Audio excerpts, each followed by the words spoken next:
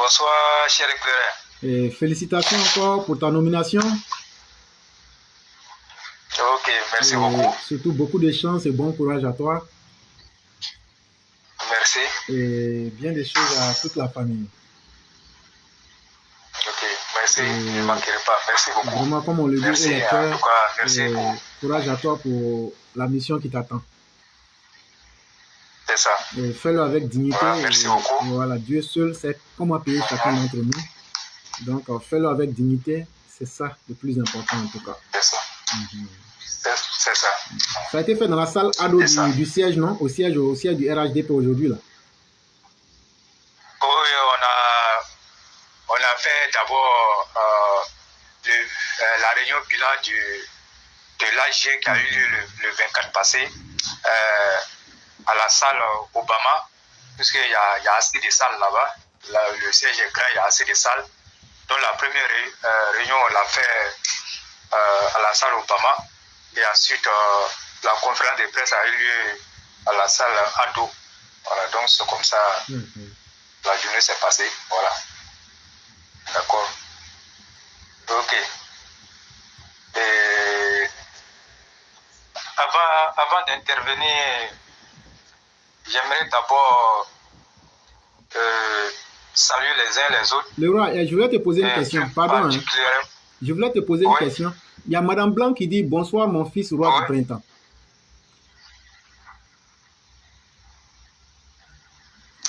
Je dis, il y a la maman Blanc qui dit « Bonsoir mon fils, le roi du printemps ».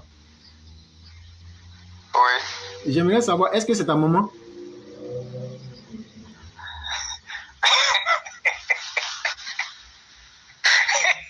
Non mais, il faut me répondre, chef, on va avancer. Je t'ai dit que j'allais t'avoir. Est-ce que Madame Blanc, c'est ta maman, mais c'est pas ta maman? C'est la question que moi j'ai posée. Donc, en fonction de ta réponse maintenant, on saura. Oui, c'est ma maman. Donc tu es Koyaka. Donc tu as vu. Je t'ai attrapé. Je savais.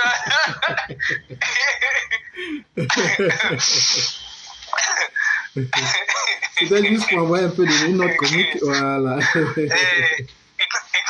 Oui. Ne fais pas les plans de métier alimentados. Moi, je n'ai même pas encore choisi mon camp. Non, mais tu as choisi ton camp. Tu fais maintenant le plan de métier alimentados. Il n'y a pas de problème. Pour leur dire qu'il y a une commission qui les attend à Abidjan ici. Il n'y a pas de problème, cher frère. D'accord. Ok, merci beaucoup. Ça, c'était une parenthèse. Voilà. Et d'entrée de jeu, vraiment, j'aimerais saluer toute la classe, particulièrement les élèves de la classe de Paris. Il faut rendre à César ce qui est à César. Et vraiment, on est content. Moi, sincèrement, je suis content de leur attitude. Et vraiment, ce qu'ils ont fait, c'est tellement bien. Et je pense qu'il n'y a même pas de mots pour leur dire merci. Et tout ce qu'on peut dire, c'est de les encourager. Et en même temps, ça doit donner une leçon à la section d'Abidjan. Parce que je fais partie de cette section. Ça doit vraiment donner une leçon à nous qui sommes à Abidjan ici sur le terrain. Et quand on voit ceux de Paris, ça fait la deuxième fois qu'ils se réunissent. Et quand ils se réunissent, vous-même, on voit déjà les résultats. Et donc, vraiment, je pense que ça doit nous fouetter dans notre orgueil pour qu'on puisse s'élever pour faire quelque chose. Et j'aimerais m'arrêter là et dire que les choses vont bouger du côté d'Abidjan. Pour le moment, je m'arrête là. Parce que nous sommes en train de travailler avec quelques-uns déjà. Et très bientôt, les résultats se feront sentir. Donc c'est ce que je peux dire. Et je dis encore merci beaucoup à notre maman. Et vraiment, chère maman, merci beaucoup pour tout ce que vous avez pu faire du côté de Paris. Et nous avons vu les images, et les images même ont parlé d'elles-mêmes. Donc on n'avait même plus besoin de faire des commentaires, et puisque tout se voyait. Et je salue comme ça Maurice Kanaté, avec Almata Dos, malgré qu'il a eu la pluie, ils se sont déplacés pour aller à la rencontre. Oui, parce que le temps et je n'oublie pas aussi, tous ceux qui se sont déplacés, et Yann et Tefut, Shura, Kora, vraiment, et tout le monde, vraiment, merci beaucoup. Nous sommes fiers. Ça veut dire que réellement, tout ce que nous sommes en train de faire, contrairement à ce que les autres pensent, nous sommes sur la bonne voie. Et je vous dis, quand tu fais quelque chose et que tu mets ta bonne foi là-dedans, ça finit toujours par te donner des vrais résultats. Et je pense que ces résultats que nous attendons viendront à coup sûr. Et donc, je continue comme ça pour saluer éclairer. Vous savez que nous sommes allés déposer la motion au siège du RIDP il y a, je crois, 2 jours de cela. Et si je reviens encore sur cet aspect, ça veut dire que dans la vie, on dit que c'est l'action qui détermine la qualité de l'homme. C'est l'action qui détermine quel genre de personne que tu es. Aujourd'hui, nous sommes allés lire la motion et je pense que on a écrit notre histoire. Et c'est à ce titre que je voulais saluer encore le frère Lamoussa Soro et lui dire que en se déplaçant pour aller au siège du RHDP, aller lire cette motion, le frère Soro Lamsa vient d'écrire une partie de son histoire. Et cette histoire qu'il a écrite au siège du RHDP en allant lire cette motion restera dans les annales de l'histoire de la Côte d'Ivoire. De sorte que le jour où Dieu décidera du sort de Lamsa Soro, que tout le monde s'en souvienne de ce qu'il a pu faire. Cher frère, j'aimerais comme ça te dire merci beaucoup pour ce que tu as fait. C'est ton histoire que tu as écrite et tu as aidé la Côte d'Ivoire en allant le faire. Et c'est la même chose que j'allais dire à l'endroit de Tanguy Diarra. Tanguy Diarra, merci beaucoup. Tu es un fils digne de la Côte d'Ivoire.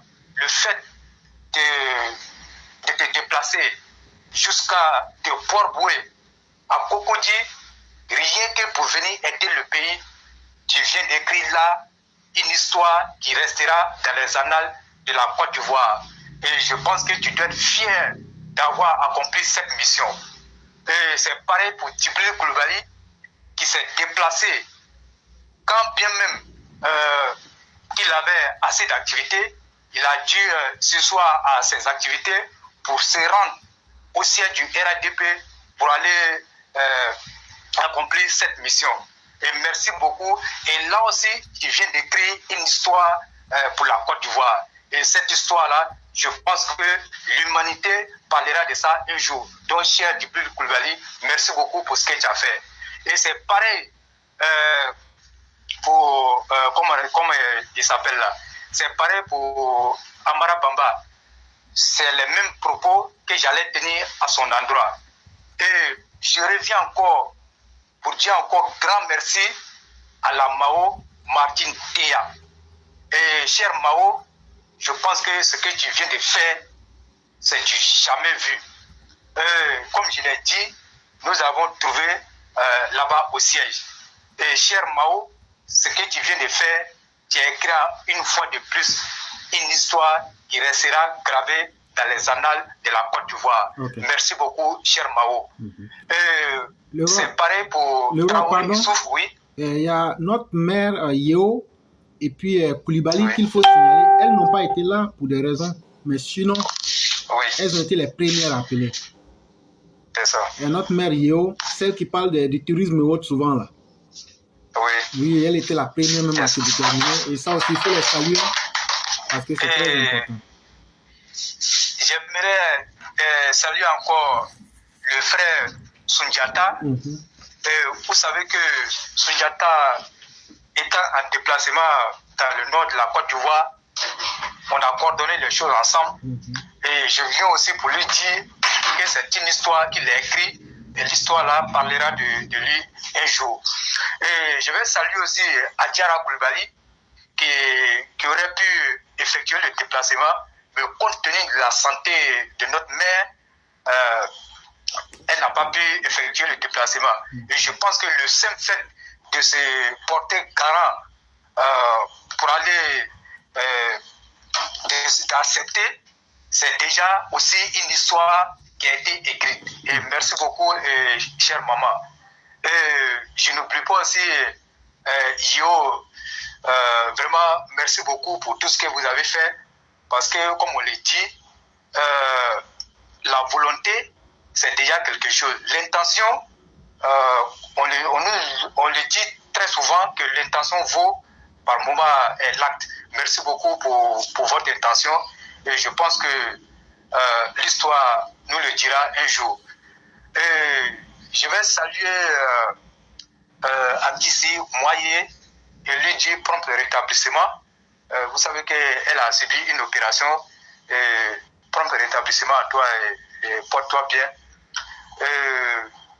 J'aimerais aussi saluer le patriarche et lui dire merci beaucoup pour ses conseils. Et saluer Foudado, saluer Ladi Metous Mété. C'est encore un mété. Éclairé, vous savez qu'on a assez de mété sur la plateforme, je ne comprends pas. Ils viennent chez eux quoi sur la plateforme. Si tu veux, il faut la peser par kilo. les Canadiens, les métés, je ne sais pas. Qu'est-ce qu'ils viennent chercher sur la plateforme? Moi, j'ai dit, quand tu veux parler mal, là, j'ai dit, si tu veux, faut payer bascule, tu les pèses par kilo. Non, mais je ne comprends pas. Vous leur dites qu'il y a commission chez eux au zoo là-bas. C'est ce que je suis en train de te dire là, parce que je sais où tu vas. Donc là, moi, je sais comment m'envoyer. C'est là, il dit, il faut payer bascule, tu vas les peser par kilo.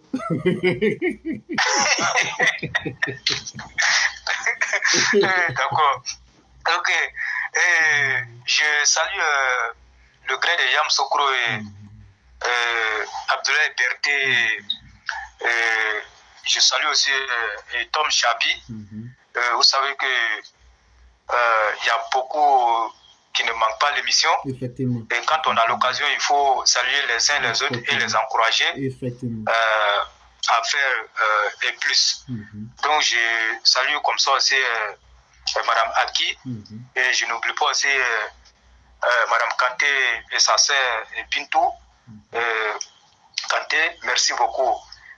Leclerc, vous savez que Madame Kanté et Bintou Kanté, Martin Théa, c'est les Mao les plus heureux de la classe. Vous savez pourquoi?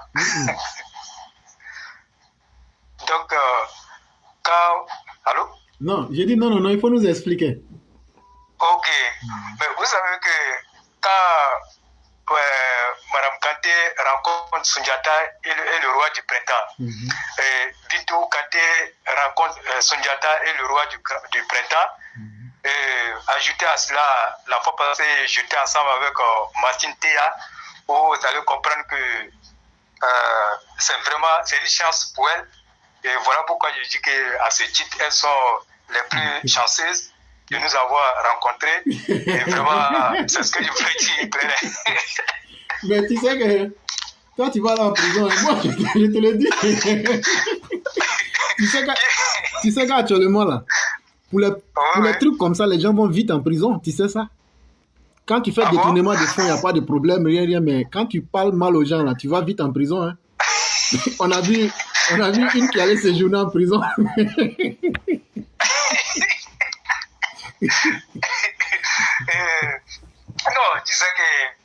la prison, on n'a pas peur de ça éclairer. Okay. Mais ils ont mis des fois injustement, comme on appelle notre sœur en prison. Non, moi je parle. Elle est encore en prison. Moi je parle d'Arlès Zaté. Moi je me moquais d'Arlès Zaté en fait. Oui, Arlès Zaté. Non, c'est ça. Et donc, vous voyez, la fois passée, nous sommes allés au siège, là, je dis en toute sincérité. Et la Maoté, elle était tellement contente de pouvoir me rencontrer. Et moi, je l'ai vue, elle a manifesté. Je pense que ça a été aussi un plaisir pour moi de pouvoir la rencontrer aussi. Et c'est pareil le jour que nous nous sommes rencontrés avec Mme Kanté et Bintou Kanté. Et vraiment, c'était tellement bien. Et c'est à ce titre que je dis que c'est vraiment une chance et c'est une joie de savoir que par la magie des zones, et derrière ça, on a pu se rencontrer. Et c'est vraiment quelque chose. C'est tout ça pour dire que la famille est vraiment réelle. Il faut qu'on reste ensemble. On a beaucoup de choses à faire. Surtout ce que nous avons entrepris, ça demande l'union et le rassemblement. Voilà, donc c'est ce que j'allais dire. Maintenant, pour commencer le sujet du jour, il faut dire que du côté du nord de la Côte d'Ivoire, précisément dans la région du Poro, dans la sous-préfecture de Korogo, il y a le ministre de la Communication, Amadou Koulibaly dit AMS, qui a procédé aujourd'hui à l'inauguration d'un bâtiment de 3 classes dans une localité qu'on appelle Karanyine. Il faut dire que lors de la campagne des législatives, il est arrivé dans cette localité alors qu'il n'y avait même pas de bâtiment. Disons, le bâtiment même qui était là-bas, il n'y en avait même pas. Et les parents lui ont soumis cette doléance. Et séance tenante, il n'a pas hésité.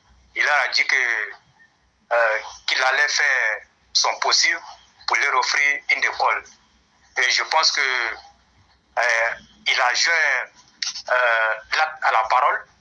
Et l'école a été inaugurée aujourd'hui à la grande joie de toute la population de cette localité. Et tout cela pour dire que véritablement, c'est un élu qui est proche de sa population. Et je vous dis, quand vous prenez les 5 sous-préfectures de la région du Poro, les 5 sous-préfectures comptent 242 villages. Et dans les 242 villages, il y a eu beaucoup de doléances et il a commencé à tenir ses promesses.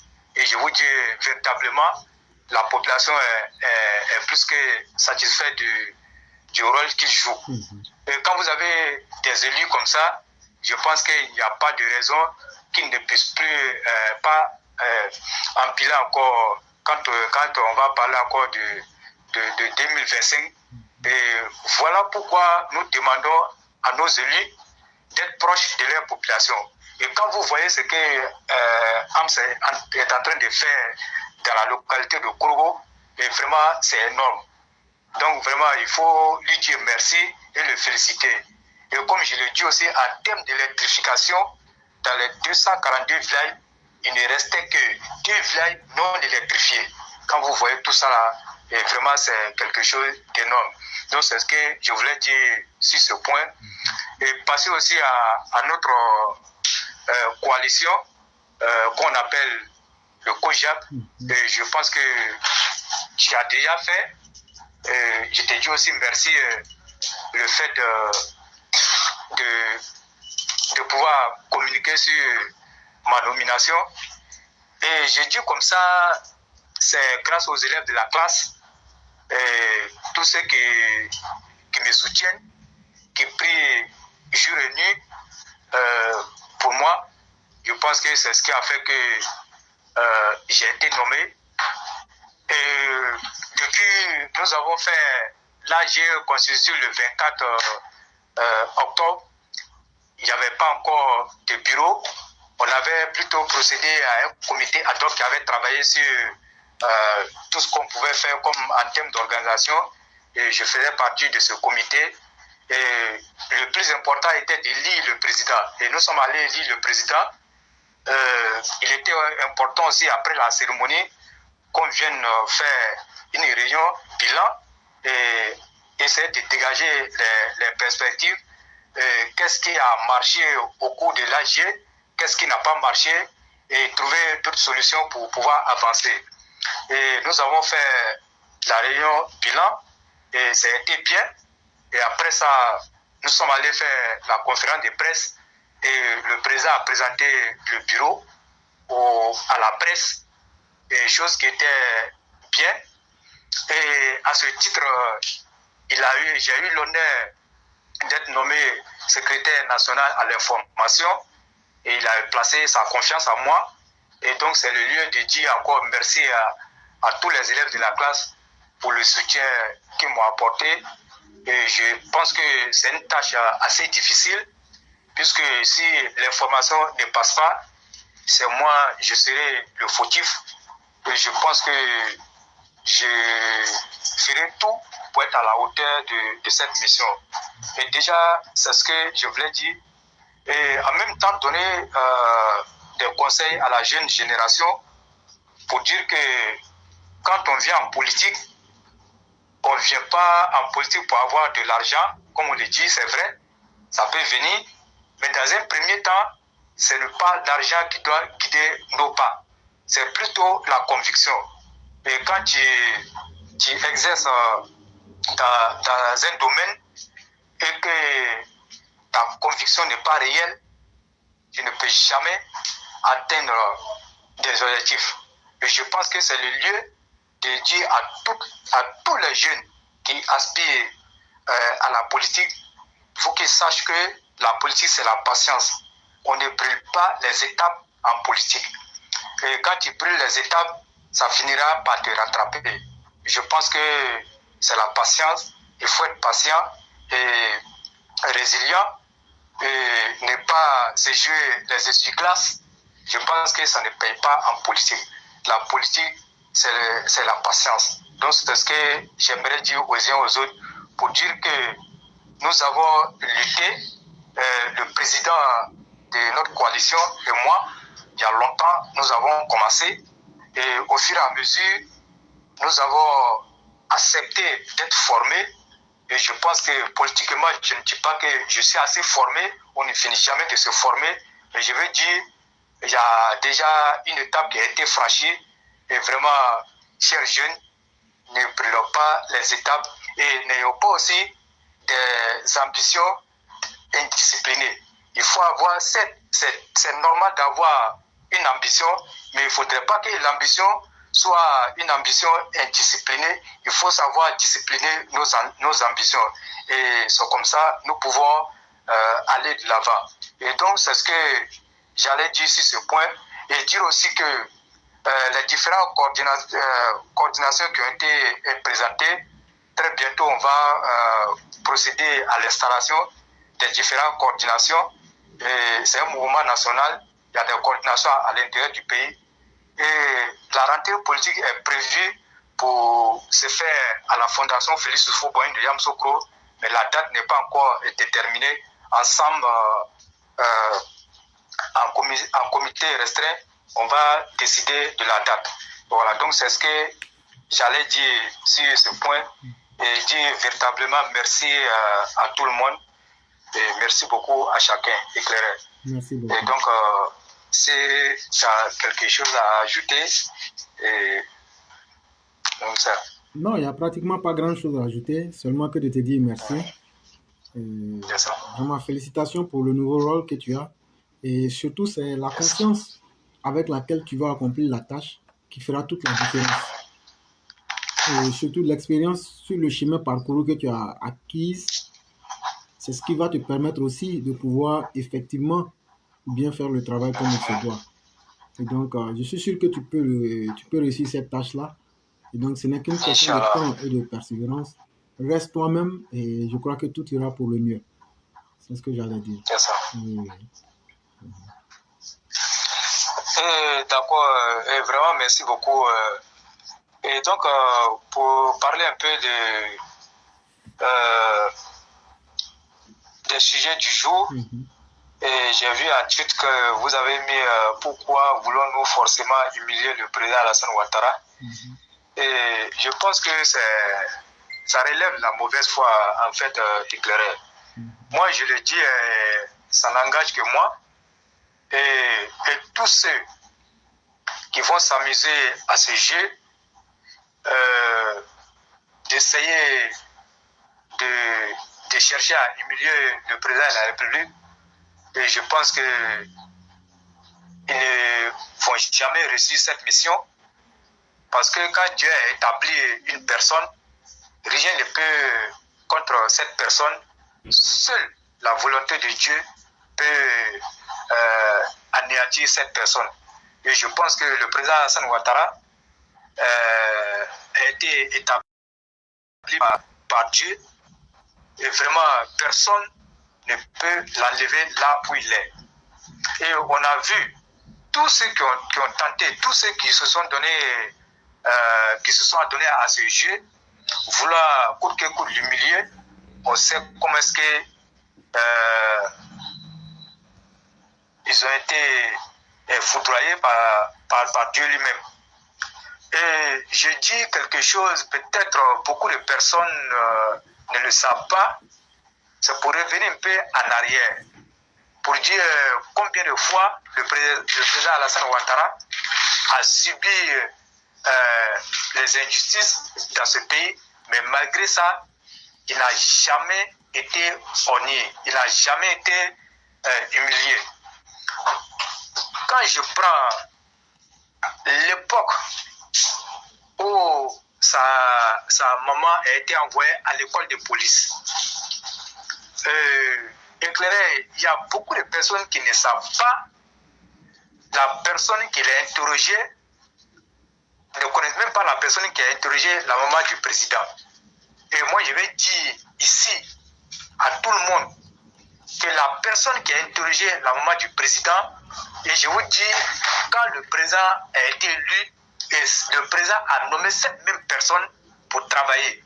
Et quand vous regardez le comportement du président avec toutes ces personnes qui ont tenté de l'humilier, allez-y comprendre que personne ne peut humilier le président. À l'époque, le général Brendoum-Bia, qui était le directeur général de la police, à l'époque, il était capitaine. Et c'est lui qui allait interroger la maman du président Alassane Ouattara.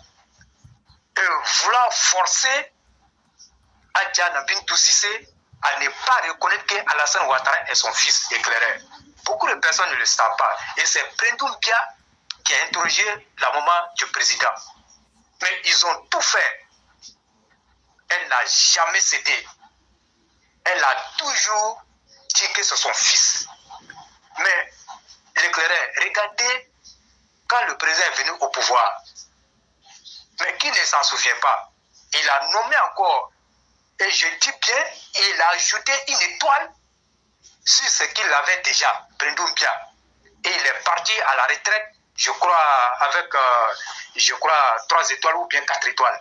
Mais quand vous regardez une personne comme ça éclairée, est-ce qu'on peut humilier le président Alassane Ouattara? Moi, je dis, seul Dieu peut l'humilier. Mais je dis, tellement que son cœur est blanc, tellement qu'il est réel, Dieu n'acceptera jamais qu'il soit humilié. Parce que nous avons déjà vu ce qu'il a fait en Côte d'Ivoire. Regardez tout ce qu'il a connu comme ce qu'on peut dire injustice. Mais tous ces détracteurs, aujourd'hui, il y a plein qui travaillent encore avec le président. Donc moi je dis, tous ceux qui s'attendent à ce jeu, qu'ils arrêtent parce qu'ils ne pourront rien contre le président de la République.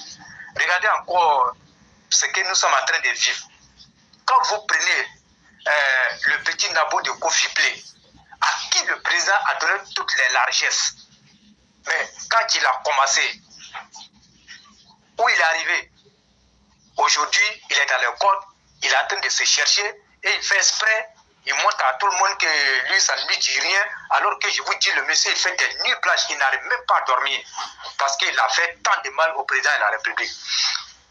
Tous ceux qui l'ont blagué, aujourd'hui, ces mêmes sont retournés, comme on appelle, sont retournés pour venir demander pardon au président. C'est donc lui qui les a entraînés dans cette voie. Quel sera donc son sort? Donc aujourd'hui, Soro Guillaume est arrivé à sa fin. Donc il le sait.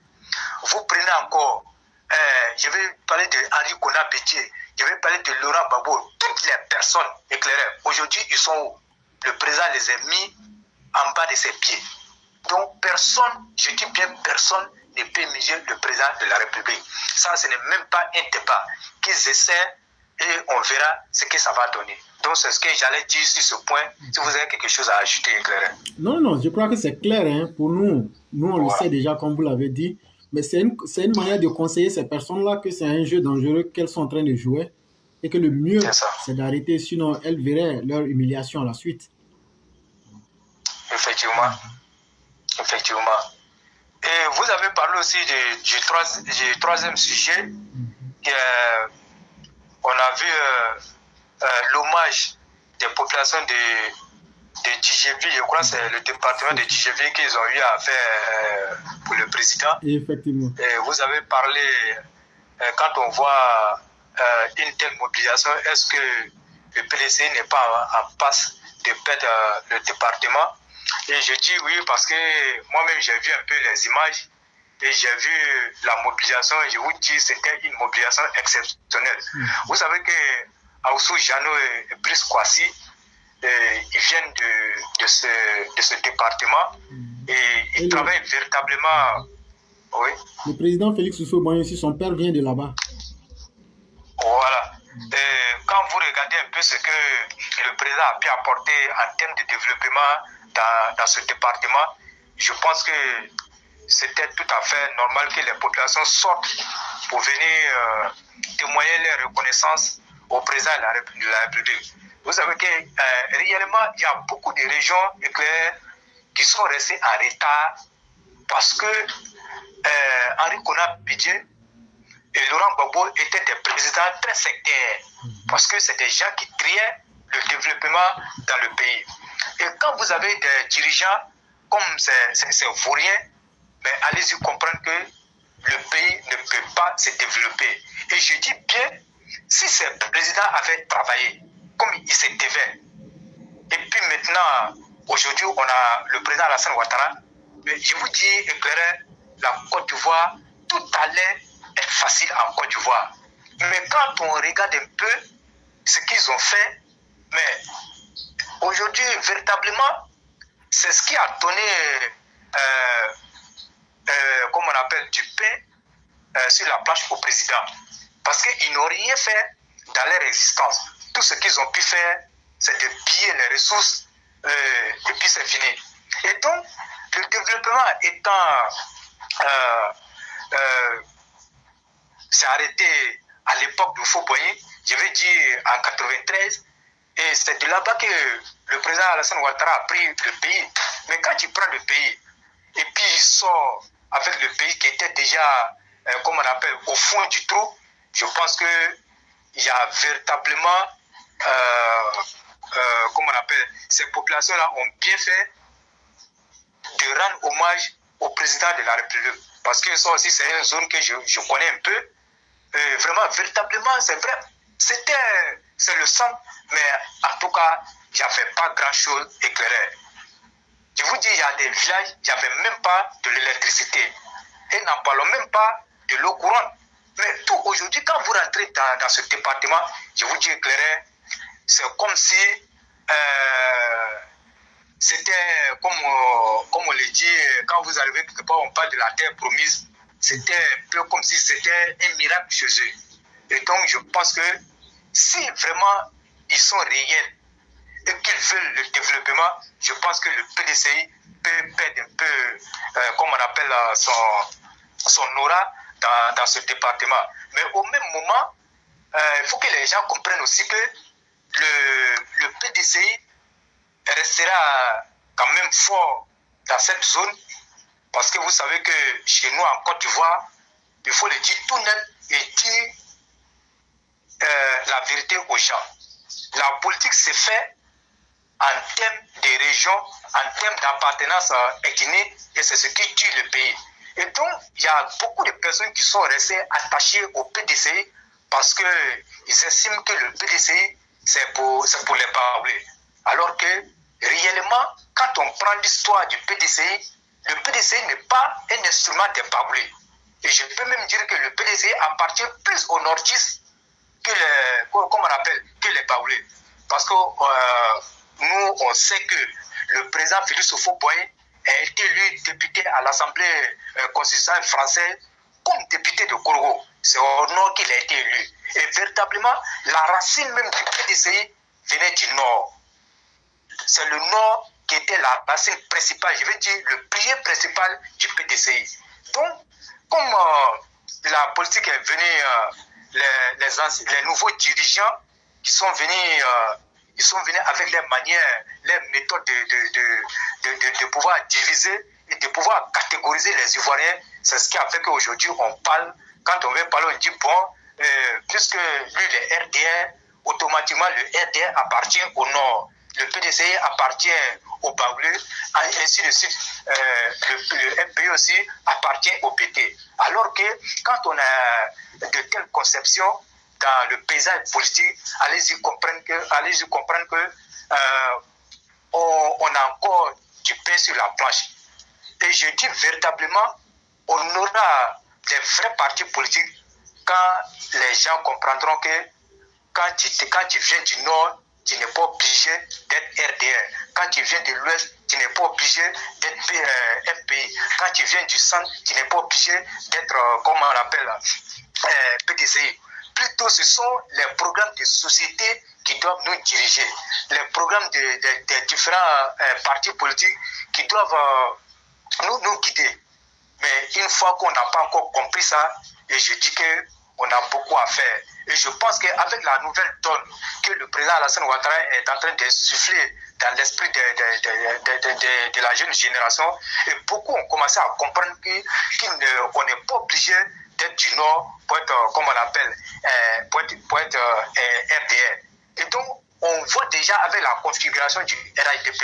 Et je dis bien, quand vous regardez un peu la composition du RIDP, je pense qu'il n'y a pas photo, on n'a même pas besoin d'aller à l'école pour savoir que le président Alassane Ouattara a changé la manière de faire la politique en Côte d'Ivoire, rassembler la Côte d'Ivoire, avoir un pays de paix, et je pense que c'est ce qui est la vérité. Et donc, il faut saluer les populations de Djidjévi, de ce département, et vraiment leur dire qu'ils n'ont pas eu tort de suivre le président Alassane Ouattara, parce que c'est quelqu'un c'est un agent de développement, et je l'ai dit ici, je le dis ici, et je le répète, le président nous a déjà dit que mobiliser les fonds était son métier, c'est son métier de banquier. Donc, quand on regarde un peu ce qu'il a fait, on dit vraiment merci et félicitations au président.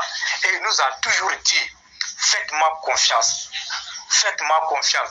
Et ce seul mot doit pouvoir suffire aux gens, doit pouvoir convaincre, en tout cas les plus intelligents, à suivre le président. Et je pense que tous ceux qui ont abandonné tout pour suivre le président ne regrettent pas aujourd'hui. Parce qu'il ne faut pas voir seulement en termes de bénéfices personnels. En fait, il faut voir l'intérêt général. Est-ce que dans ma localité, j'ai de l'eau à boire? Est-ce que dans ma localité, il y a des villages qui sont électrifiés? Donc, quand on a déjà tous ces acquis, je pense qu'on ne peut qu'être fier de ce que le président a fait. Parce que souvenez-vous, il y a des présidents qui sont venus en Côte d'Ivoire à la tête de ce pays, mais je vous dis, dans leur propre département, même des villages, ils n'ont pas pu électrifier des villages. Et donc, mais pour quelqu'un que vous avez vilipendé, et vous avez dit s'il vient au pouvoir, on vous a blagué qu'il allait venir vendre la Côte d'Ivoire. Mais bien au contraire, quand il est arrivé, tout ce qui était resté à l'étranger, tout ce que ses prédécesseurs ont dilapidé, ont vendu, il a récupéré tout pour ramener, comme on l'appelle, en Côte d'Ivoire. Et c'est ça, en cela aussi, qu'il faut dire aux gens, la personne qu'on peut appeler panafricaniste, c'est véritablement le président Alassane Ouattara. Parce que être panafricain, c'était lutter pour les intérêts de son pays. Mais avec le président Alassane Ouattara, on a compris le vrai sens du panafricanisme, qui est que de lutter pour les intérêts de la Côte d'Ivoire. Et pour revenir un peu sur Laurent Gbagbo, j'ai vu des vidéos où il s'est tapé la poitrine pour dire que aucun centimètre de la Côte d'Ivoire, tant que lui est là, aucun centimètre de la Côte d'Ivoire ne doit rester à l'étranger. Mais il était là, et quand on a vu tout ce qui s'est passé, et pour montrer aux gens que lui-même là, il n'est pas venu pour travailler, il a vendu assez de choses de la Côte d'Ivoire pour l'État. Et la chose même la plus cruelle, la pyramide qui faisait la fierté du plateau éclaireur. Je vous dis, cette pyramide a été vendue. Heureusement que nous avons eu un guide bâtisseur éclairé qui est venu reprendre l'immeuble. Mais quand vous passez au plateau, dans le temps, et vous voyez la pyramide, je vous dis c'était pour avoir. Mais après, aujourd'hui, je vous dis passer là-bas éclaireur, tu ne vas même plus, même si tu quittes les lieux, tu ne vas même plus souhaiter passer dans cet endroit. Parce que c'est vilain à voir. Et voilà ce qui était véritablement la refondation. Parce que quand tu n'as pas construit quelque chose, on ne vient pas avec des mots pour venir refonder. On refonde quelque chose que lorsque toi-même tu as fait et après tu as vu que ce n'est pas bon, tu vas essayer d'ajouter quelque chose. Mais tu n'as jamais fondé et puis à plus forte raison, tu dis que tu vas venir refonder. Et vraiment, ils sont venus avec ce mot-là pour dilapider tout en Côte d'Ivoire. Et encore, vous regardez Whisky Kona, qui n'a jamais travaillé, qui n'a jamais fait quelque chose de lui-même. Il a eu tout sur un plateau d'or. Parce qu'il était l'enfant éclaté du président Félix Houphouët-Boigny. Et donc, il n'a pas connu le sens de la gestion d'un pays. Et quand vous avez un homme comme ça à la tête de votre pays, allez-y comprendre que ce pays-là ne peut pas se développer. Et tout ce qu'on peut voir dans ce pays, c'est les pillages, la gabegie financière, et c'est ce que ceux-là nous ont laissé en Côte d'Ivoire avant de partir. Et je prends encore Laurent Gbagbo. Vous voyez un président qui ne connaît même pas l'importance d'une route bitumée, mais l'éclairage c'est grave. Et par moment, quand je m'assois, je me dis, mais qu'est-ce que la Côte d'Ivoire a mérité, a pu bien faire pour mériter des têtes médiocres à la tête de ce beau pays. Et il était fier, il ironisait avec les gens. Et oui, et cette route-là n'a pas de champs, ou bien c'est vous qui n'avez pas, mais éclairé. Entre nous, disons la vérité. Est-ce que lui-là, il méritait d'être, comme on appelle, président de la République de la Côte d'Ivoire éclairé? Pas du tout. Ça a été une catastrophe et ça a été une lamentable erreur que de l'avoir eu comme président. Et bon. C'est vraiment déplorable. Et donc, moi, j'ai dit, plus jamais ces messieurs-là, l'occasion même doit même plus les choses, comme on appelle, ils doivent même plus avoir l'occasion de revenir encore. Normalement, c'est des gens, on devait les écarter même du jeu politique de la Côte d'Ivoire. Parce que quand c'est comme ça nous donne encore, on aura encore la nostalgie de leur mauvaise gestion. Et donc, c'est des gens, il ne faudrait même pas leur permettre encore de parler encore dans comme on appelle, dans notre affaire de politique. Et donc, vraiment, moi j'ai dit, véritablement, nous avons une chance qui est Alassane Ouattara. Vous regardez, mais malgré tout ce qu'ils ont fait, mais le président a fait ce qu'il pouvait faire. Et tout ce qui était délabré, il a cherché les moyens et il a redressé l'économie de la Côte d'Ivoire. Et tellement que le pays fonctionne très bien, ces mêmes gars-là veulent revenir profiter du développement que le président Alassane Ouattara a fait après avoir mis le pays à lambeaux. Et moi, j'ai dit, le président nous a déjà dit qu'il n'acceptera plus jamais que la Côte d'Ivoire retourne dans les mains de ceux qui l'ont détruit. Et moi, je pense que je fais entièrement confiance au président de la République. Il y a un facteur que moi, je veux que les gens comprennent. Aujourd'hui, on est tous fâchés. Quand on voit ce qui est en train de se passer, comme la réintégration de Koné Kachina, on a vu encore Afi qui est parti voir le président de la République avec un chapelet de doléances. Et quand on regarde un peu, à la sortie de l'audience, Afi nous a laissé entendre qu'il était venu voir le président au sujet de la réconciliation nationale et essayer aussi de voir avec le président comment est-ce que le président pouvait intégrer et ceux qui ont déserté l'administration, qui ont fui leur poste pour leurs propres raisons personnelles. Il demandait au président de voir dans quelle mesure le président pouvait les réintégrer ou encore dans quelle mesure il pouvait les accompagner dans la vie sociale. Et je dis, si ce n'est pas le président Alassane Ouattara, aucun président ne peut accepter ces genres comment on appelle, ces genres de situations dans son pays. Parce que Koné Kachina, quand on le dit, tout le monde sait ce qu'il a fait.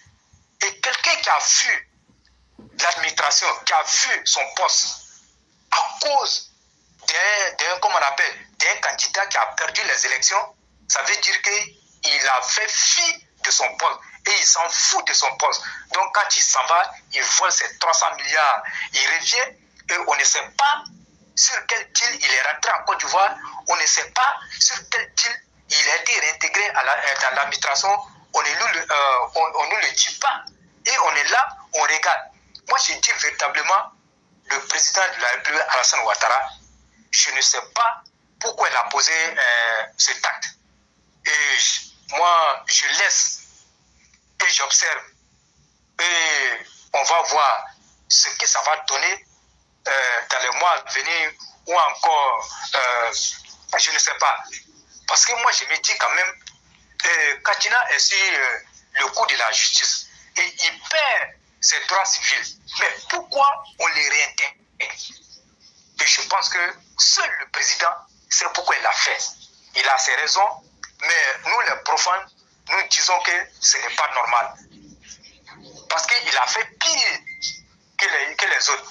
Mais si on essaie d'intégrer Koné Kachina, mais qu'on libère Succès, parce que Succès n'a rien fait, qu'on la libère pour qu'elle retrouve ses enfants, et ça aussi, le président peut le faire.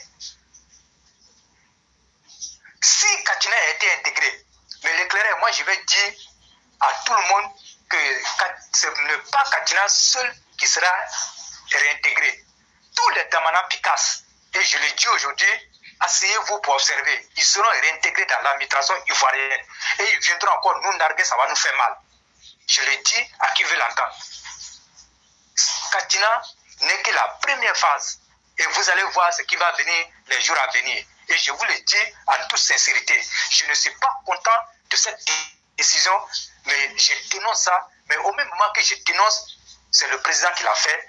Comme on le dit, vous savez que depuis que j'ai connu le président, depuis qu'il est venu en politique en Côte d'Ivoire, toutes les décisions que le président a eu à prendre à un moment donné n'a jamais été du coup des militants. Ces décisions étaient toujours des décisions impopulaires. Mais au finish, tout le monde l'applaudit. J'ose croire qu'en le faisant, il sait pertinemment ce qu'il est en train de faire. Et il a pesé le pour et le contre. Il n'a pas fait au hasard. Donc moi, je laisse cette question et dire aussi que vraiment, nous, on n'est pas contents. Et j'insiste là-dessus. Et c'est un plaidoyer que je fais au président de la République. Vraiment, notre sœur Succès, elle a assez payé. Elle a assez payé. Elle n'a plus sa place en prison, monsieur le président. Je sais que vous écoutez l'émission et je sais que à travers vos collaborateurs, vous aurez l'information. Faites tout pour libérer Succès. Faites tout pour apporter la joie dans le cœur de cette maman. Elle a des enfants, elle est loin de ses enfants. Vous savez qu'une mère d'enfant qui fait un jour, une heure même, voire une journée sans voir son enfant, ça fait mal. À plus forte raison, faire des mois sans voir son enfant. Monsieur le Président, notre sœur Nawa Fofana a assez payé pour ce qu'on peut appeler, comme on appelle, crime. Mais moi, je dis qu'elle n'a pas fait pire que les Damana Pikas. Elle n'a pas fait pire que les Katina Kone. Elle n'a pas fait pire que les administrateurs du CNT. On a vu les images. Et hier était, comme on appelle, l'anniversaire de ce truc-là. On a vu ce qui s'est passé. Quand on reprend les images, vraiment, ça fait mal.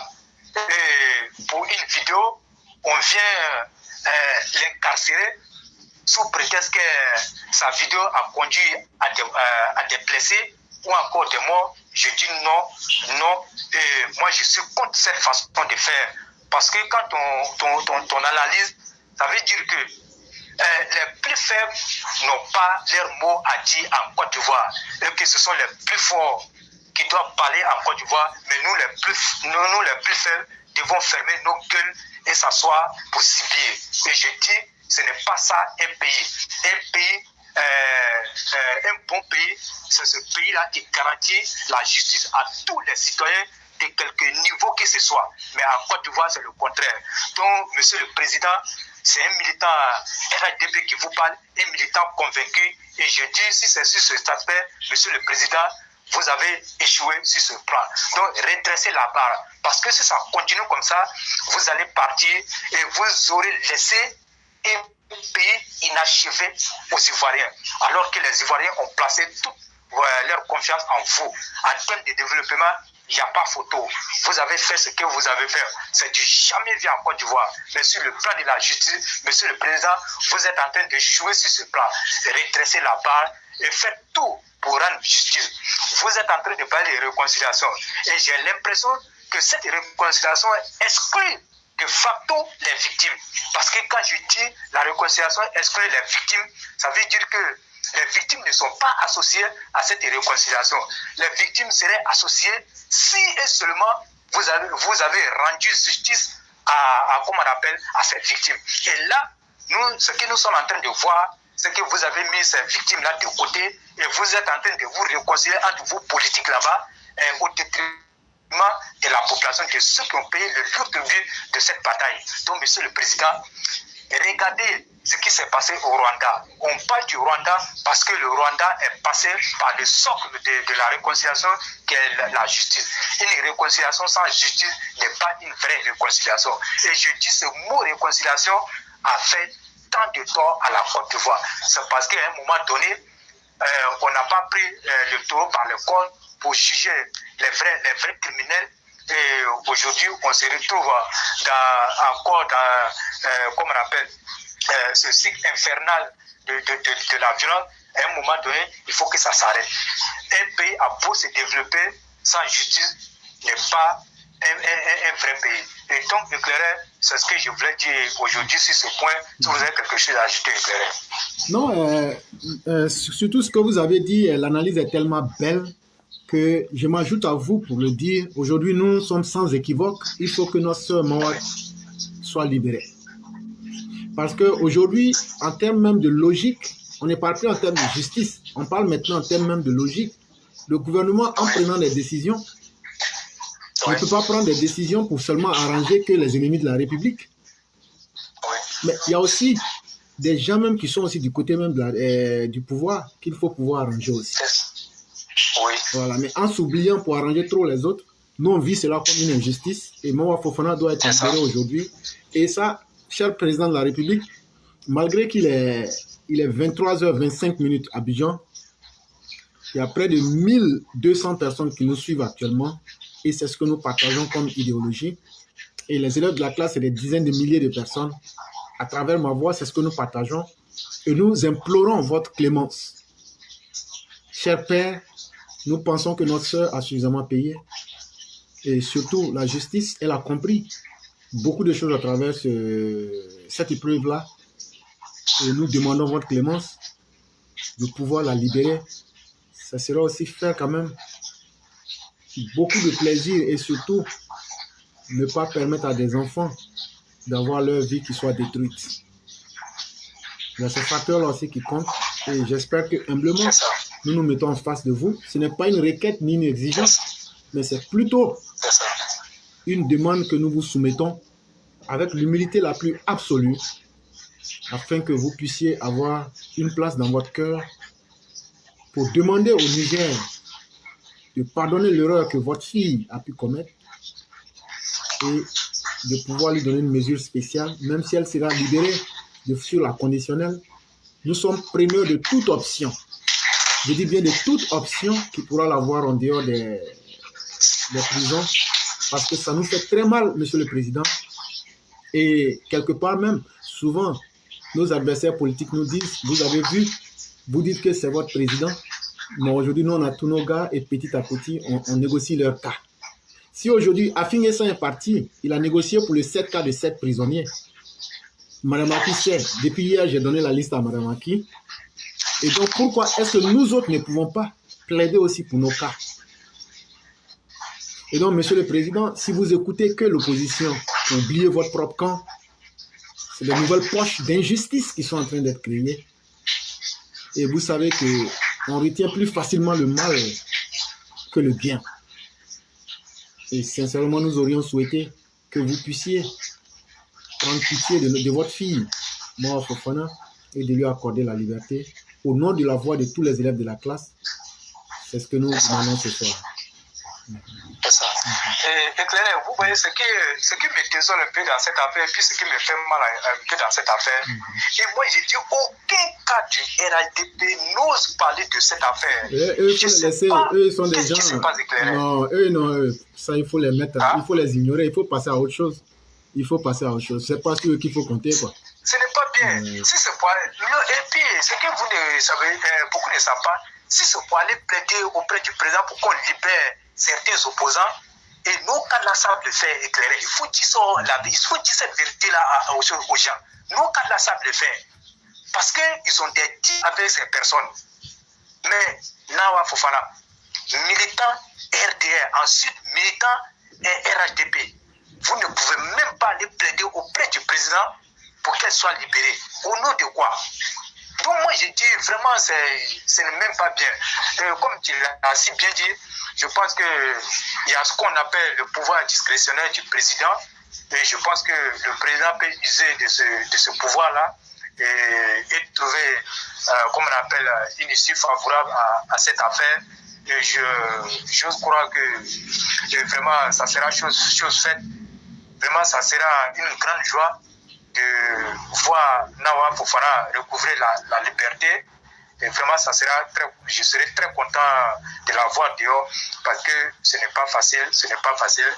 Et vraiment, prions Dieu pour qu'elle soit libérée. Et vraiment, c'est ce que j'allais dire sur ce point.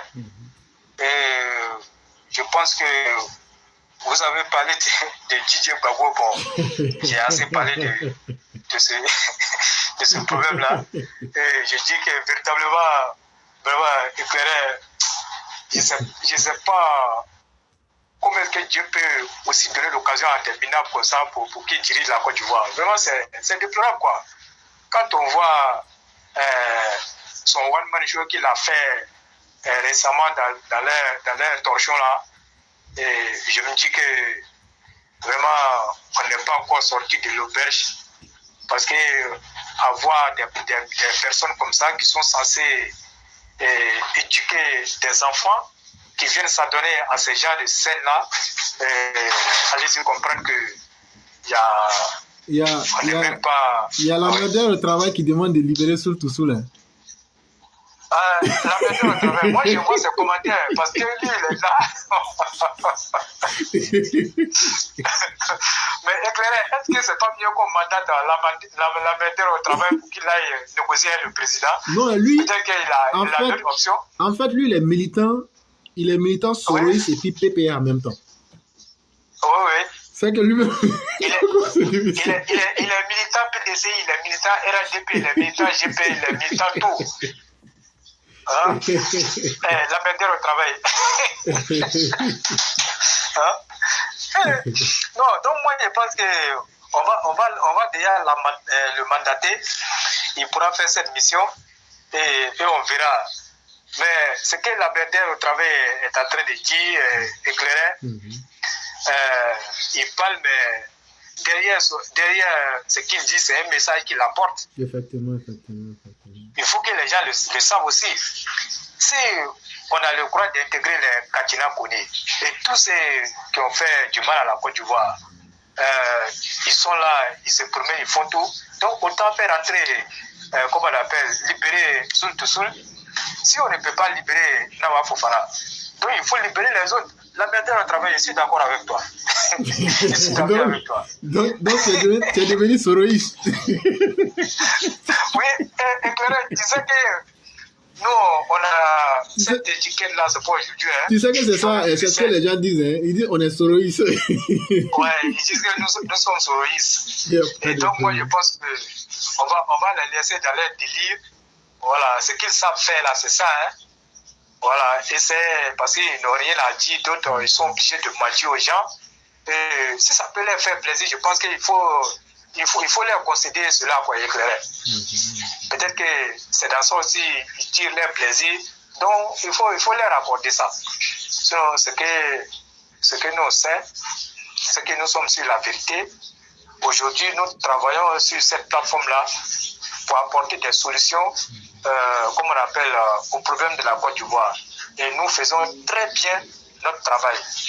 Et donc, pour finir, pour terminer, j'allais encore féliciter Soundiata pour son brillant exposé, parce que vous savez que c'est un expert du domaine.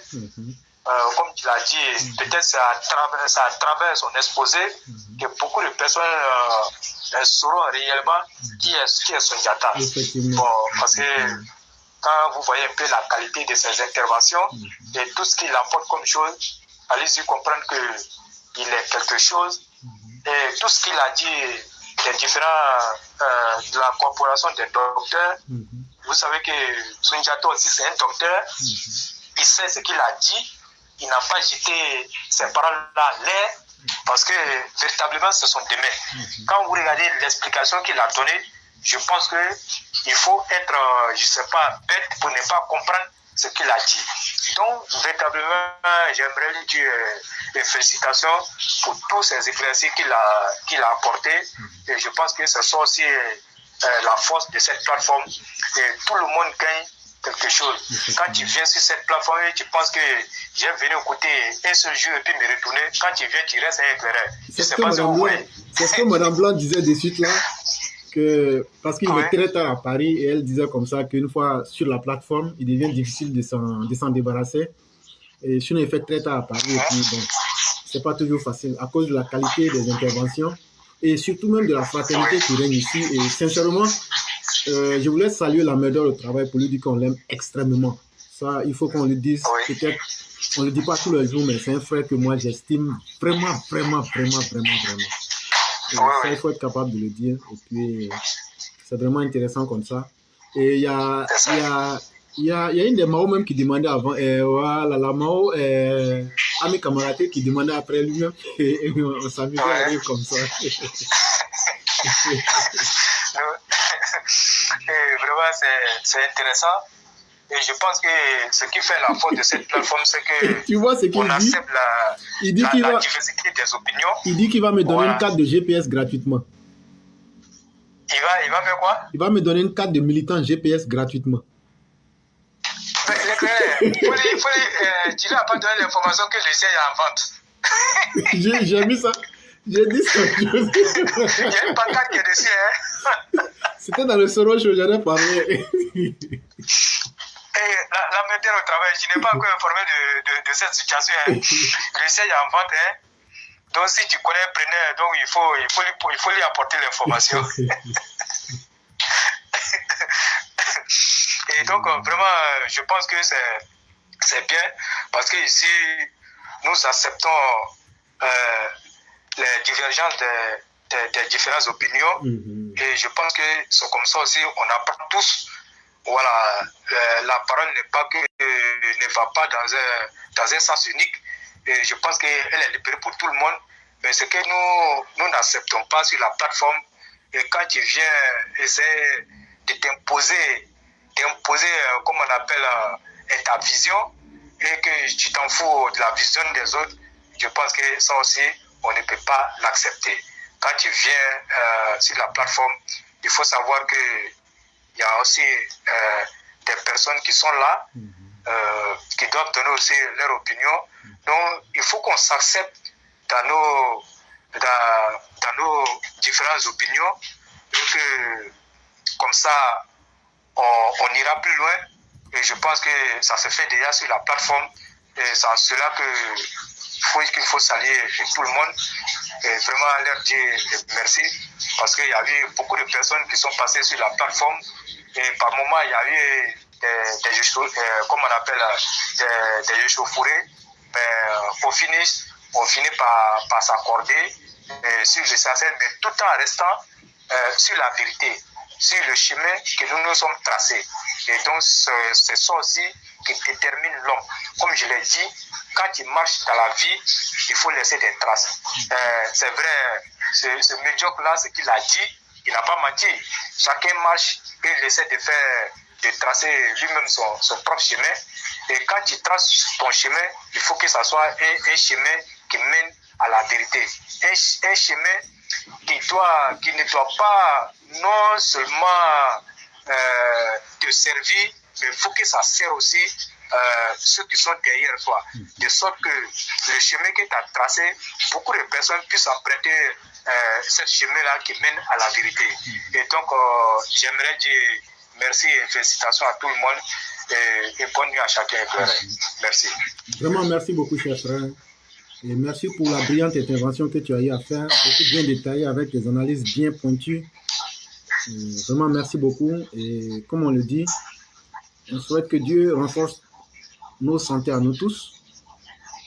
Et merci pour tout ce que vous faites tous les jours. Et que Dieu bénisse tout le monde. C'est vraiment important. Et on va vous laisser vous reposer. Et je te souhaite ton dernier verre de Chapalo, il faut le boire avec modération, quoi. Vous savez que la caliban qu'on a donné la première dame, elle a conservé ça. Hein? Ah bon, hein? Elle a le reste du Chapalo au frais. Mais moi, ce que je sais, c'est qu'un jour, vous finirez en prison, vous laissez une fois, parce que à ce rythme-là, si elle commence à demander que vous la serviez de façon très quotidienne, je crois que vous aurez des difficultés parce qu'elle va demander la première classe. Hein. Elle va demander le Chapalo bio. Mais le Chapalo là, il enlève toutes les impuretés dans le corps éclairé. Bon, tu sais que c'est ce que vous dites pour blaguer les gens, pour devenir alcoolique. Mais nous, on va vous regarder dedans. Posez la question à la médecine au travail parce que lui, il connaît tout éclairé. Donc, il voit Chapalo. Parce que lui, c'est un militant du GPL. Demandez-lui. Il vous en dira plus. Il n'y a pas de problème. Vraiment, merci beaucoup, cher frère. Ok, merci. Et tu passes une excellente soirée. Merci beaucoup. Okay. Et donc, chers frères et sœurs, vous voyez que c'est véritablement la plateforme de la fraternité. Et surtout, regardez même, l'ambassadeur travaille vraiment, merci. Tu es venu réveiller tout le monde et vraiment, c'est intéressant. C'est vraiment intéressant et la fraternité, c'est vraiment intéressant sur la plateforme. Et vous voyez même que toute la galerie est bien amusée. C'est vraiment intéressant. C'est ça aussi la classe. C'est qu'en arrière-plan, les différents commentaires avec le chef de classe, avec l'ambassadeur, Alima Dosso, Maurice Kanaté et autres, c'est vraiment intéressant. Je vous dis merci. Et donc, on va conclure l'émission pour dire merci à Sundiata parce que ce qu'il a dit est clarifié. Il faut qu'on coupe cette section-là pour que les gens puissent entendre et partager. Ça peut désamorcer des grèves et autres ou bien une mauvaise manipulation même de ce qui allait être fait des docteurs qui se plaignent actuellement. Et le deuxième sujet que je retiens, c'est notre mère qui est à Jeddah, en Arabie Saoudite, qui a critiqué le comportement des gens du Nord. On n'a pas dit que c'est tout le monde, mais à cause d'une personne, on peut salir le nom de tout le monde. Et lorsque nous voyons, comme je le disais, voilà. Et donc, comme je le disais, lorsque une seule personne sera celle-là même qui va détruire toute une communauté, pour trouver une solution, mieux vaut mettre toute la communauté en face de ses responsabilités. Les djihadistes, quand ils ont faim, c'est pas igname, ils braisent en brousse pour manger. Un être humain, tu ne peux pas manger la même nourriture pendant des mois et des mois. Et donc, on sait qu'ils viennent en ville. On sait qu'ils ont besoin de certaines choses. Et il y a des signes qui ne trompent pas. En Afrique, tout le monde sait que quand tu dis le prix de quelque chose, on fait le barca. Même si on dit quelque chose de 5 francs, tu vas demander. Mais quand on voit quelqu'un, lui, quand tu lui dis quelque chose coûte 1000 francs, lui, il te donne en même temps 2000 francs, il dit il faut garder monnaie. Ça doit être des signes qui doivent vous interpeller. Quand vous voyez des gens qui prennent le carburant pour dire, dans les bidons pour dire qu'ils s'en vont au champ, alors que ta distance là, tu n'as pas besoin d'un bidon de 25 litres. Ça veut dire que tu ne vas pas au champ. Ça veut dire que tu t'en vas, tu vas vendre carburant là. Maintenant, est-ce qu'on vend carburant en brousse? Ça fait un autre signe qui ne trompe pas. Deuxième chose, il y a des gens qui viennent et ils disent qu'ils veulent louer maison. Le prix que tu as dit là, eux, ils ne discutent même pas. Ils prennent. Et puis, ils te payent 5-6 mois. Tout ce que tu as dit, ils acceptent un coup. Chers parents du Nord, si vous voyez de telles choses, parlez. Parlez parce que c'est important pour vous-même. Parlez parce que si on laisse ces malfaiteurs prospérer, c'est vous qui allez être les premières victimes. Aujourd'hui, nous préférons vous avertir et vous dire le message que vous n'aimez pas. Les djoulas, les gens du Nord aiment trop l'argent. Lui, il sait qu'il va gagner quelque chose, il prend ça. Mais l'argent que tu as pris là, ça va causer la perte de ton village. Ça va être la cause de la mort de ta famille. Mais lui, il va prendre ça parce que c'est un chap-chap. Faisons attention à nos actions. C'est vraiment très important. C'est très important.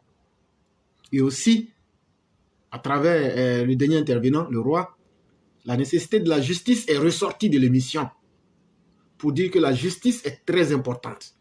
Quand j'imagine aujourd'hui l'effort que les forces de défense et de sécurité font, quand j'imagine l'effort que les juges font, quand j'imagine l'effort que les services de renseignement font, et qu'on attrape ces filous, ces bandits, ces félons, ces grigous, ces scélérats, ces bandits, et qu'après quelque temps, on vienne à les libérer, quelque part, ça tue la force même du travail qui a été fait sur toute la chaîne.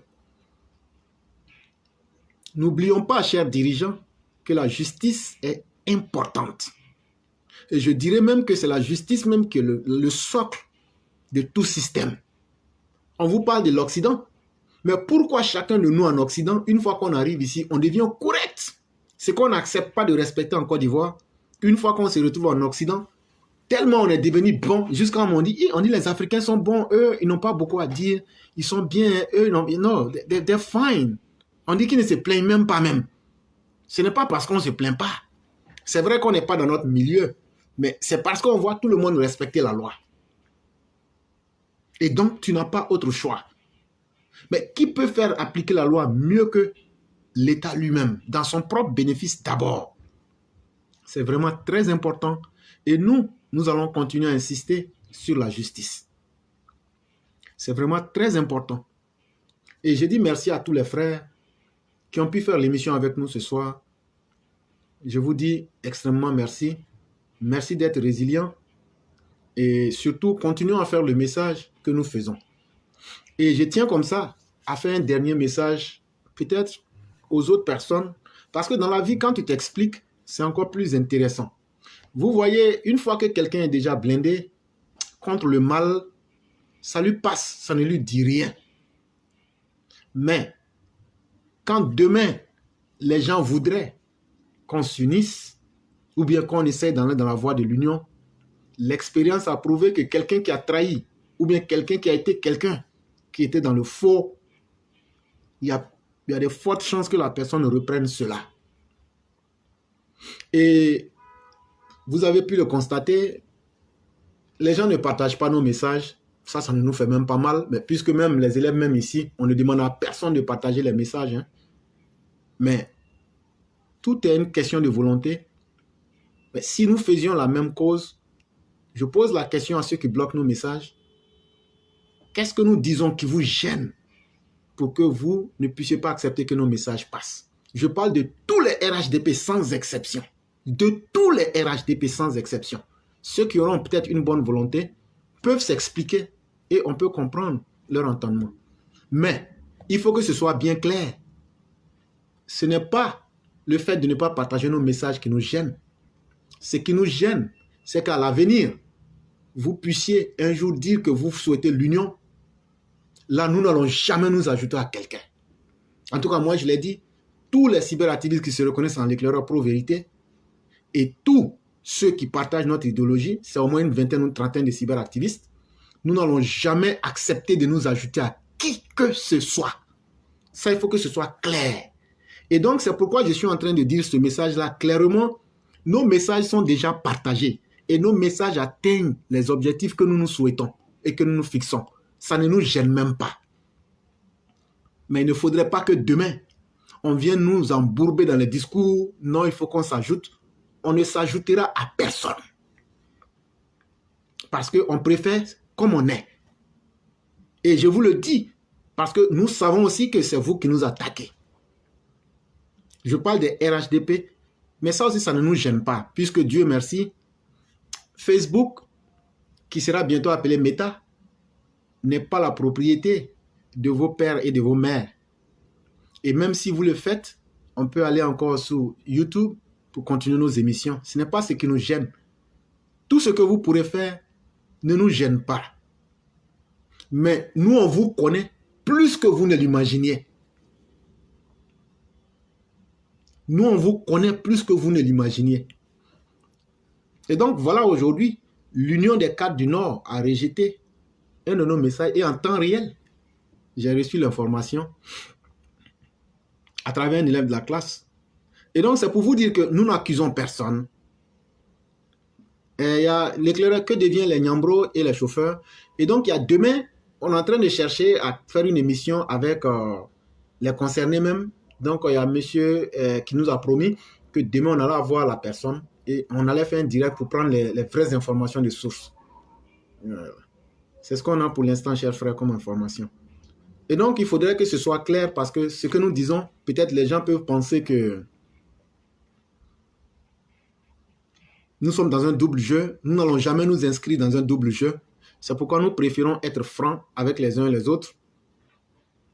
Parce que au moins, si nos messages gênent, il faut qu'on puisse nous le dire. Est-ce que ce ne sont pas des messages? Est-ce que ce sont des messages qui apportent la division, la sédition, ou bien qui peuvent apporter un mal au pays? Je ne pense pas. Et nous demander de changer cette conduite-là, nous aussi n'allons jamais changer. Mais, comme je le dis bien, nous savons aussi comment les choses vont se terminer. Nous savons aussi comment les choses vont finir. Qu'on ne vienne pas nous dire qu'au nom d'une certaine unité, qu'on se mette ensemble, je le dis de prime abord, nous on va toujours rester nous-mêmes. Nous on va toujours rester nous-mêmes. Et ça, cher Amerdeur, c'est ce que je disais, l'union des cadres du Grand Nord, s'il y a quelque chose de caché derrière, on saura. On saura. Et donc, chers cadres, l'union que vous faites, c'est une belle union si l'esprit est sain et si l'objectif est noble d'aider véritablement à l'unité du Nord. Il n'y a pas de problème. Mais nous ne sommes pas des idiots. Nous préférons vous dire ça. Parce que moi, j'ai mes propres analyses et je fais aussi des perspectives. Est-ce que ce n'est pas une manière de préparer l'après Alassane Ouattara pour certains cadres du soi-disant RHDP pour pouvoir se relancer, pour avoir une longueur d'avance sur les autres cadres? Si c'est ça, sachez qu'on ne va pas vous soutenir. Hein. Ça, on préfère vous dire ça en même temps. Il faut que ce soit exclusivement quelque chose qui soit pour le développement et qui concerne exclusivement et uniquement les questions de développement du Nord. Et pas plus, pas moins. Mais une fois que vous sortez de ce cadre-là, si c'est un instrument politique pour faire la promotion de certaines personnes, sachez qu'on va vous combattre. On ne vous cache même pas. On va vous combattre. Pour l'instant, on vous regarde. Mais ne pensez pas qu'on n'est pas contre vous. Mais il faudrait que votre message soit clair. Mais après ce qui est arrivé ce soir-là, je sais qu'il y a certaines personnes qui vont nous écouter et qui vont vous relayer le message. Si vos objectifs ne sont pas clairs pour aller dans le sens d'aider au développement du Nord, on va tout faire pour vous rendre la vie extrêmement difficile. Mais si votre objectif est celui d'aider et de créer l'unité des fils et des filles et le développement du Nord, alors là, vous êtes bienvenus. Et donc, il faudrait que ce message-là soit clair dans vos têtes. Et ça, je l'adresse aussi à notre aîné Kafana Koné. Cher aîné, vos gars viennent de refuser un de mes messages. Ça ne me fait pas mal. Mais soyez capables de leur demander, quand nous avons dit aux populations du Nord de se réveiller pour regarder et dire ce qui n'est pas bon pour qu'on puisse lutter contre le terrorisme, il faut qu'on puisse nous dire si ça c'est un message qui est mauvais. Quand on a demandé au cadre de respecter le président Ouattara et de ne pas tirer ses projets vers le bas, est-ce que ça c'est mauvais? Quand on a demandé et fait la promotion des activités du président, qu'est-ce qui est mauvais là-dedans? Et quand on a demandé la justice, qu'est-ce qui est mauvais dans ce message? Voilà autant de questions et voilà les thématiques qui ont animé l'émission de ce soir-là. Et moi, je crois que tout esprit qui veut le développement, la prospérité et la paix, et surtout aider même l'évolution du pays, devrait être capable de comprendre la portée de notre message. Et surtout ce soir, Sundiata à lui seul, de façon méthodique, a démontré la manipulation que certains voulaient saisir pour essayer de créer la chienlit à travers la grève des docteurs. Et donc, quand on fait autant de travail, on ne demande pas que les gens partagent nos messages, ce n'est même pas notre boulot, comme je l'ai dit. Mais au moins, avoir la capacité de savoir le pourquoi nous permettrait de bien comprendre les choses. Mais en me basant déjà sur ce seul facteur-là, j'ai déjà des a priori. J'ai de gros doutes sur la sincérité même. En tout cas, de ce site-là d'abord. Or, puisque ce site-là sera représentatif même du travail que vous voudrez faire, est-ce qu'ils n'ont pas reçu des instructions? Et si des instructions ont été reçues, quelles sont ces instructions-là? C'est aussi clair que ça. Nous sommes une plateforme d'intellectuels. Je dis bien, nous sommes une plateforme d'intellectuels. Nous ne sommes pas des bouviers, nous ne sommes pas des bouffons, et nous ne sommes pas des gens qui tendent la main. Non, loin de là. Nous avons nos sections dans toutes les capitales du monde. On organise et on finance toutes nos activités. Nous, on ne prend pas de l'argent avec quelqu'un, mais plutôt c'est nous qui donnons. Et donc, nous n'allons jamais nous mettre à la solde de qui que ce soit. Ça, il faut aussi que les cadres du RHDP le comprennent. Nous n'allons jamais nous mettre à la solde de quelqu'un. On va toujours rester comme un cercle de réflexion, un cercle de proposition. Et malheureusement, beaucoup n'ont pas compris cela. Ils pensent qu'on va suivre les autres. Non, nos vies sont trop importantes pour suivre les autres. Nous avons un engagement d'apporter un plus au travail du président, d'apporter un plus par nos idées. Et donc, on ne peut pas se permettre d'être n'importe qui et de ressembler à n'importe qui. Et donc, ces clarifications-là sont importantes pour que les gens comprennent qui nous sommes, qu'est-ce que nous faisons et quelle est notre ligne de conduite et quels sont les objectifs que nous voulons atteindre. Nous sommes, comme je le disais, alassanistes, purs et durs.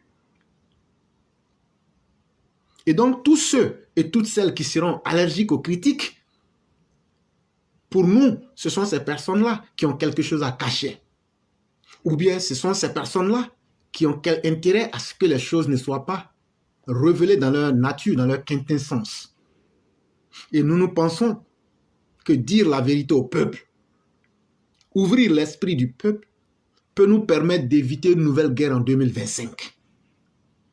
Et donc, un peuple qui est responsable, un peuple qui comprend, un peuple qui peut faire un choix objectif, ne se laissera pas berner. C'est ce travail-là que nous venons faire chaque soir. Et nous disons ce que nous avons à dire. Et vous verrez que nous n'allons jamais tomber bas pour insulter quelqu'un ou accuser quelqu'un tant que nous n'avons pas les preuves solides, palpables, en main. Et donc, ce n'est pas du jeu. Ce n'est pas aussi de la promotion personnelle que nous venons faire parce que nous n'en avons pas ce temps-là. Et donc, voilà un peu ce que nous faisons. Et progressivement, nous sommes en train d'installer nos bases dans toutes les grandes capitales et les grandes villes mondiales, ainsi qu'à Abidjan et autres. Et très bientôt, comme je le disais, il va falloir compter avec nous parce que on va continuer à être une force de proposition, d'action pour le bien de la collectivité, mais surtout aussi pour assainir les mentalités. C'est vraiment très important. Et donc, chers auditeurs et chères auditrices, on va arrêter le voyage ici aujourd'hui. Je vous souhaite une excellente nuit. Je dis bien les choses à tout le monde. Je salue le roi du printemps. Je salue la mère au travail. Je salue M. Abdoulaye Berté. Je salue notre mère Constance Aka. Je salue Adama Kone. Et Adama Kone, je t'ai envoyé un message. Il faut regarder. Et Maurice Kanaté. Et Alima Dos. Et tous les frères qui viennent nous animer l'émission. Sans oublier Ladji, la Meitous Meité. Et tous les autres. Sachez que vous êtes salués. Que la paix et la grâce de Dieu soient avec chacun de nous. Que vous ayez une très bonne nuit. Je salue aussi Minignan Sissé. Que la grâce et la miséricorde de Dieu demeurent en chacun de nous. Je vous souhaite une excellente nuit et on sera à demain.